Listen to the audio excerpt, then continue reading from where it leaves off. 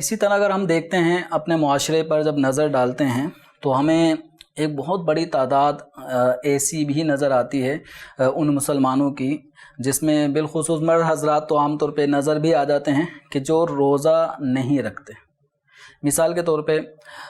Buildings بنانے والے افراد، مزدور پیشہ طبقہ، ان میں ایک تعداد ہے کہ جو روزہ نہیں رکھتی، حالانکہ روزہ رکھنا چاہیں تو وہ روزہ رکھ سکتے ہیں۔ اسی طریقے سے کنڈکٹر، ڈرائیور حضرات، ان کی بھی ایک بہت بڑی تعداد ہے جو روزہ نہیں رکھتی۔ اسی طریقے سے فیکٹری وغیرہ میں کام کرنے والے، تو یاد رکھیں ذریعہ معاش کے یہ جتنے بھی طریقہ کار جن کا بھی ذکر ہوا ہے، روزہ چھوڑنے کے لیے عذر نہیں ہیں، روزہ قضا کرنے کی ان کو اجازت نہیں ہے۔ شریعت مطہرہ کا اصول و ضابطہ یہ ہے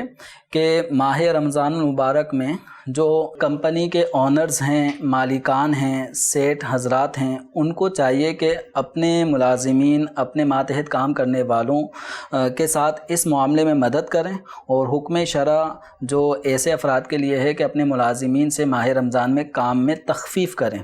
تو کچھ یہ تخفیف کریں گے، حکم شرع پہ عمل کریں گے تو انشاءاللہ روزہ رکھنے والوں کے لیے روزہ رکھنا بھی آسان ہوگا۔ لیکن ایک بڑی تعداد ہے جو بہرحال